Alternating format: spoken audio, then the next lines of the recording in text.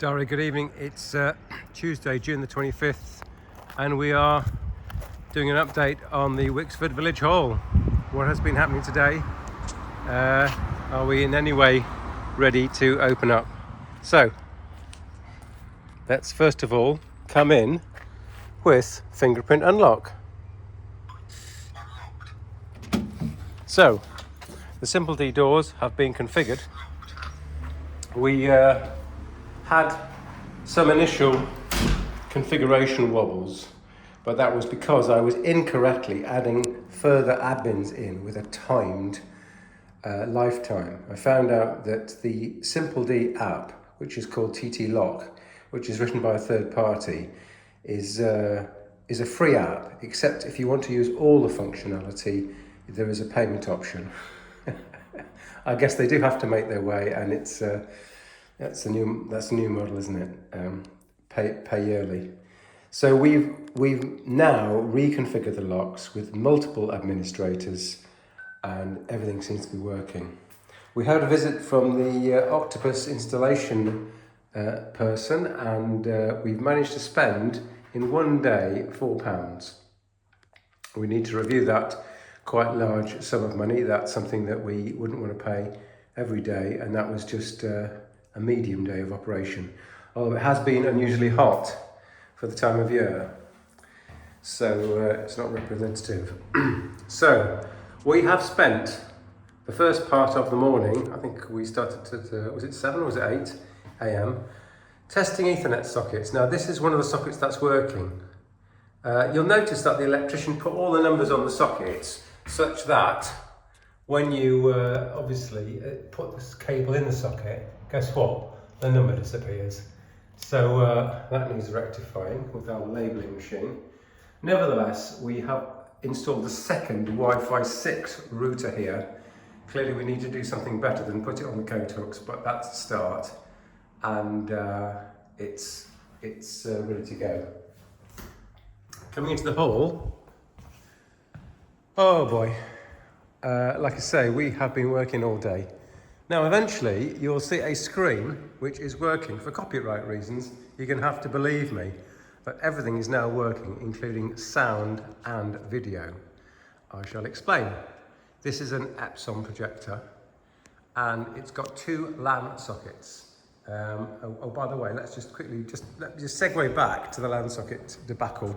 We started off at 8 in the morning, two of us doing LAN socket testing. Now the electrician had promised that everything was okay, but as you can see on these two sockets, we have got two errors. Two sockets, two errors. On these sockets, let's just check, shall we? Two sockets, one error. On these sockets, wow, two sockets, no errors. We have over 40 LAN sockets, and we have over 20 errors. So we are not best pleased. Now, back to the reason I'm talking about this first of all is that we have some LAN sockets in the ceiling there. Can you see that? And yes, we have a bad LAN socket. So we had been plugging into that bad LAN socket by freakish accident, and obviously got nowhere.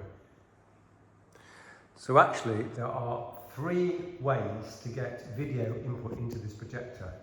There's the HDMI inputs, which of course are a rather long way up to get plugged into, or there's the LAN on its own, or there's something called HDMI base T, which means an HDMI squirted through the LAN. Now this projector is so clever that if you've got a HDMI to LAN converter at your source end, you can squirt it into this projector, into the HDMI T socket, which we are not using for this demonstration. What we're doing is we're going into the LAN socket. And how are we doing that? So we go to the laptop. On the laptop, you run a custom software from Epson called, I think it's called iProject, and as you're on the same LAN network as the projector, you can do a scan, and then you can scan and find the projector, and then you can connect to the projector. Obviously, right now we don't have any passwords. We will protect this to the correct degree, but right now we're going in from this LAN socket directly to the LAN socket of the Epson projector. So we made some progress. Obviously I had to use this LAN socket here because 15 is working, but if you look at the LAN sockets that we were trying to use last night, 4 out of 4 LAN sockets not working. So we didn't get anywhere. Last night what we did do is we managed to get the Blu-ray player working. So you can see on the right hand side a Heath mixing desk with balanced inputs predominantly. So balanced inputs means that, for example, let's take this Blu-ray player as an example so you will understand. This is a commercial, not a domestic Blu-ray player, and it's got XLR outputs here. So an XLR output, let's just have a look. This is a balanced output design. So if you see that, there are 3 connectors. You've got a positive and a ground and a negative. And the idea with balanced connectors, or as we would call it in the computer industry, differential connectors, means to say that no matter what the electrical interference down the wire, in this case it's only about 15 centimetres, so that makes no sense. But if you had a noisy electrical environment, you can reduce to 0 the electrical interference because you've got a differential signal, if you want to Google that. So this is a commercial player. So instead of having just a single output socket here, you've got these 2 separate channels which go into this mixing desk here and here. So again, these are differential inputs. These are not standard even micro. So this is a differential input from the mic, which is here. So if you took this off, you'd see 3 connectors, plus, a minus, and a ground, and this is a single mono mic. Right, so that's the microphone. We've got to the bottom of that. We're very happy. I'm so happy. We have a presentation next week that's been scheduled, and I wanted to get things ready so that our presenter can definitely have his laptop here, and then he's going to be down there presenting. So Andrew, you are safe to present. Okay, moving on. What have we got? So many things have happened.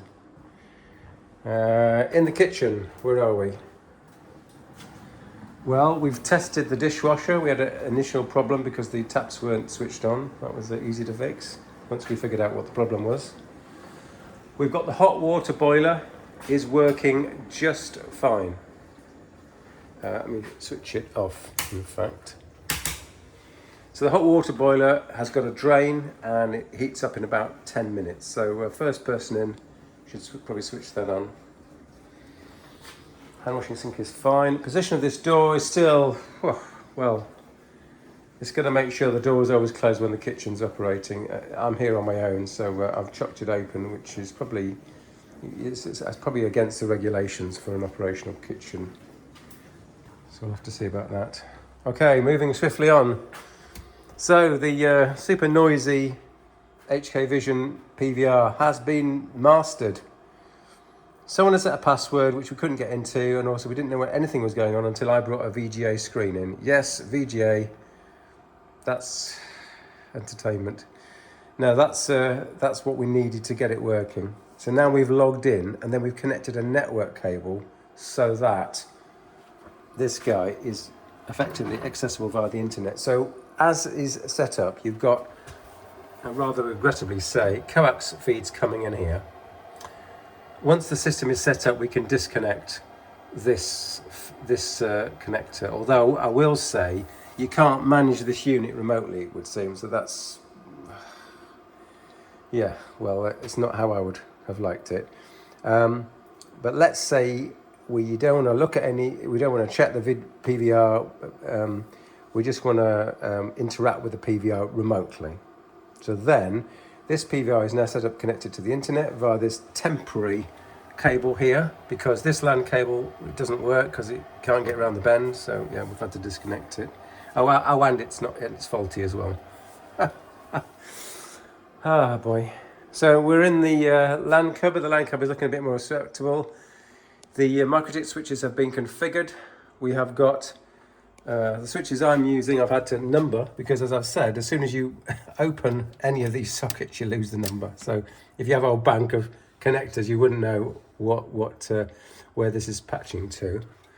So as I use them, I'm numbering them. That's the power amp with the Nutric connectors, the balanced Nutric connectors. What's been happening in the storeroom? I think the storeroom is as was. It's we've been hunting for Ethernet cables today. We've had at least 2 meetings in the meeting room today, but we still have not had time to connect up the Samsung telly. So we need to connect that to the internet or the LAN. We don't have the floor sockets. Well, we've obviously electrically tested them, and yeah, 2 out of 4 are faulty. We need to cut a hole in the table still, and we need the USB-C connection still not made. So that's on the snagging list for the electrician. So overall, it's been about 5 of us in here for a good number of hours, but I think we are making progress. We are just getting things done. Okay, Dari, another busy day. It's enough for me. I haven't had any dinner, and it's only 6 o'clock, but then I've been up since 6, so it's a long day so far. But the great news is that the projector is working, and we're safe to have our talk next week. Everything's going to work. The mics are working. Brilliant. Speak to you soon.